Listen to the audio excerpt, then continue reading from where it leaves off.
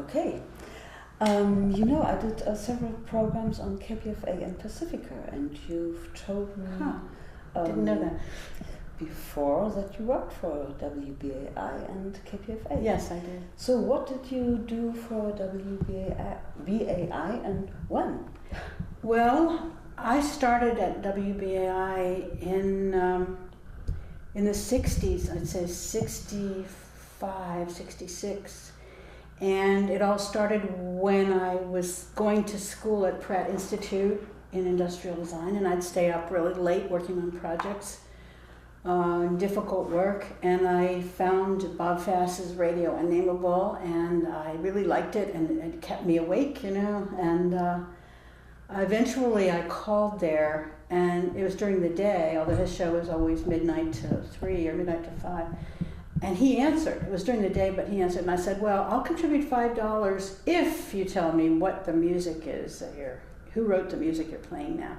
And it was actually Carl Orff. Wasn't Carmina Burana, but it was another one that he did, very interesting music. And so Bob, somehow we talked a little, and he invited me to come down to the station. So I did. And I started hanging around the station, going to his show, and I got involved with him, and it was a very romantic situation. And then after a few months of that, I thought to myself, I'd really like to read science fiction on the children's program. And that was my whole idea, was just to read science fiction stories on the children's program. So Bob said, oh, go talk to the station manager, and I went, and program director, and he said, how would you like the whole show, the whole department? What? I said, okay. You know, I was like very naive. I took it, and nobody was doing it, and I decided I did these shows with production values and other people on, and I had, you know, wrote stories for it. I just went crazy with the creativity, and it was on 5 days a week in the afternoon, and I was working also and coming back and doing that, and then I found out it was during the summer, right after I graduated from college, I guess it was 66. And I found out later that the children were all at summer camp, not listening, but the stoned hippies were listening. And they liked my shows. So that's how I got into radio. And it was mostly children's shows, although I did a few specials. So they were not in a series. And they would be, you know, interviewing adults about design or, you know, something that related to me. And that was the beginning of BAI, and it lasted until I left town. And it was still in this church? I think it was before that. It was in 39th Street, which was before the church. Okay. Yeah, at that time. It's gone through many iterations in many different places. When I moved out here in 60... Sorry, I would like to go a little bit back to WBAI. Okay. I mean, how was it at that time? Was Chris Koch still there? I believe he was, yes. Because I think I remember he interviewed this guy from the FBI, and I think there was a threat on the station because I think they didn't want them to broadcast it. But you don't remember? How interesting. No, I didn't remember that. I might have been around during that time. Okay. Might not have been, but my focus was on culture and music and children, so I wasn't paying attention to that much the news area, although, you know, Baird Searles was there, God, I can't remember the names, but there's a whole series of people that were there. Larry Josephson was there, Steve Post was there, Bob Fass, and different things would happen, well, I met Bob Dylan there once. Yeah, I think it was one of his first broadcasts. Yeah, well, he came in at that particular time. I think he'd been on before, but he came down to visit. He wanted to play his new track to a group of people. They were called the Alexandra Quartet or something like that. He brought them. And I remember Dylan was wearing a polka dot shirt, you know, like black with big white polka dots on it.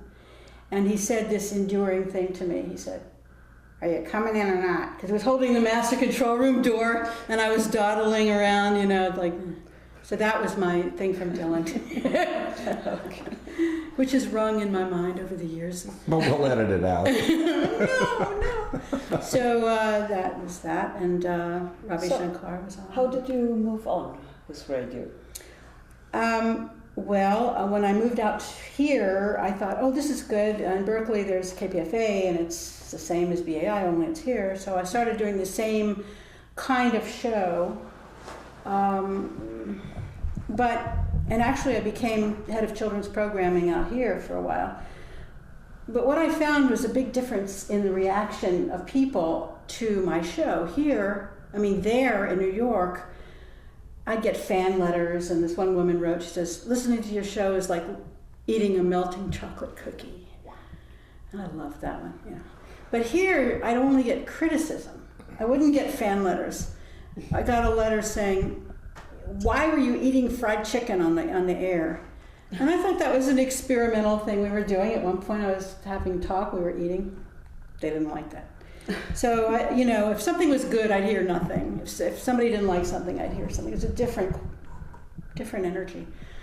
But I had some fun here. I had something called the Invisible Workshop. So I had people come into my house and we'd tape shows. I wrote some science fiction, and we do that, and we do other things, and I put them on the air. And I loved the freedom. It was, for me, I didn't get paid, unfortunately, but I didn't have anybody critiquing or changing what I did. It was whatever I wanted to do, I put on the air. So I came up with a combination of spontaneous and planned. And I had always worked with a good engineer it would be sort of live. Would it be live? Seems to me there was live, and then we'd go to tape to live, or live to tape they call it. But I think we were working quite close to the time it was on. Perhaps it wasn't live, but it was maybe we'd tape it the day before, and then it would go on, And then back in those old days, we used to edit with a razor blade and tape, cut at an angle and tape it together. So that's part of it. So when did you move to the West Coast? In 1967. So you knew Elzana Thompson? I saw her. I didn't know her. It's just like passing in the hall. I didn't know. And I'd hear things about her. What did you hear? That she was highly respected, that she was a powerhouse. Mm-hmm. And how do you remember her? I don't think she was very tall. Mm-hmm. I think she was sort of tightly wound, or not, and she was kind of slender, and she seemed like somebody with a lot of energy, like, like a spring that was tight. But that's how I remember her. Okay. It's a very, very subjective view. Mm-hmm. And how long did you stay at KPFA, or with KPFA?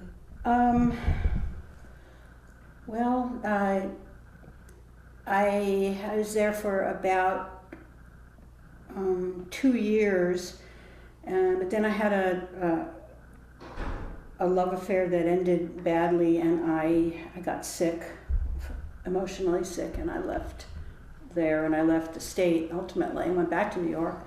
Got back on the radio when I moved back to New York on BAI, and ultimately then I went to graduate school in Hawaii, and then I came back here to San Francisco Bay Area and started doing shows again, but not only at KPFA. I did them at KALW, which is an educational station here in the San Francisco area, and they were more formal. They were, one was about health, called Body Language, and I had a doctor who was a co-host, and the other was The Female Persuasion. Hello, this is Sharon Skolnick of The Female Persuasion, So it was a women's related program. And there were 13 of them, they're much more like, okay, you have a show series. That's what I did. What is your intention doing radio? It's something I learned from watching Bob Fast work, and I wanted to do myself, which was break through the fourth wall and be in total contact with your listener. Break through the technology and don't let it separate you, and if you have something you want to say to someone who's your best friend or a stranger, but someone you assume will understand what you're trying to say and doesn't know it, that you get into their head in a way. Instead of, well, you and the listener are in the same place as though there were no media. That was my intention. And then I would take it into forms of art and curiosity and variety. And in a way, to me, it's like making music. I'm not a musician, but I kind of understand that there's a slow pace, a faster pace, emotion, that you're creating something that moves in time. And I try to do my radio shows so that they're like music. Mm-hmm. So I guess I could say that. Mm-hmm. And I don't remember his name. At WBAI, mm-hmm. He has one of the shows in the early morning, and he told me it's just him, mm-hmm. and the listener. I mean, he speaks very softly and very close to the microphone, and he knows there's this person outside he's communicating with. Right, and in his mind there's only one person. And I really like this idea. I mean, it's not my idea of radio, mm-hmm. because I don't speak on the radio. I mean, I speak through my manuscript or through my programs, right. But it's not, I mean, it's more that I try to create this maybe between the people I've interviewed. If I go very close, right. To their mouth if I do my interviews, mm-hmm. Then I hope that the listener has the feeling this person is talking to them. Yes. But I mean, it's a slightly different idea of... right. And they're both valid and wonderful. And then, I listen a lot these days to, I guess we're out of the you interview me, I interview you thing. We're just talking, but these days I listen a lot to old-time radio, mm-hmm. because on the internet or through my cell phone, I can get to these old shows, and I just love them, and they have lots of production values and lots of action and sound effects and everything, but I love that aspect of radio too, and though we don't do it much anymore, I think it's so valuable. And as a medium, it's so valuable. As somebody says, the pictures are in your head, So you're, in a way, it's more intimate, I think, than television. It can be. So I do appreciate that. And since you were asking me the stuff about what I did, I must also tell you that for 6 years I did a show on Sunday mornings on KPOO radio, which is a station that is these days, POO is supposed to stand for poor. It was a station created for people that were in the lower economic range in San Francisco, and there was a lot of music and politics, and it used to be sort of racially ecumenical, and then it kind of became more and more totally black. It's kind of taken over in a way, but that's okay. It is what it is. But even after it was taken over, I kept my show. They sort of let me slide in through there. And that was more fantasy. It was actually called Metapoo Fantasy, like beyond poo, in various ways, you could say. And I had a lot of fun with that show.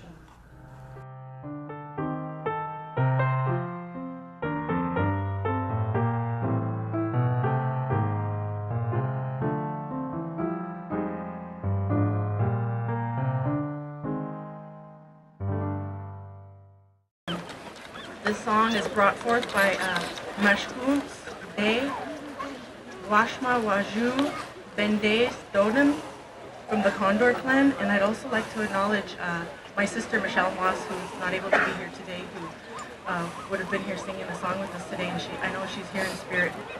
And if anyone knows the song, you're welcome to join in on this water song. And so the water song came to the people up there through a grandmother who attended a conference on water, and the doctor there told her, the specialist, the doctor who works with the water, like a scientist type of person, told her that we need to sing to the water, we need to pray for the water's sick, it's polluted, we need to heal the water. And so each day when she would take her grandson to school, they would acknowledge the water And each time they drove by in the morning, they would say, "Water, we love you. Water, we thank you. Water, we respect you." And they would say it in English, and then one day they're like, "Why don't we say it in our own language?" So they came up with the song, the Water Song. And that's the song we'll be singing today.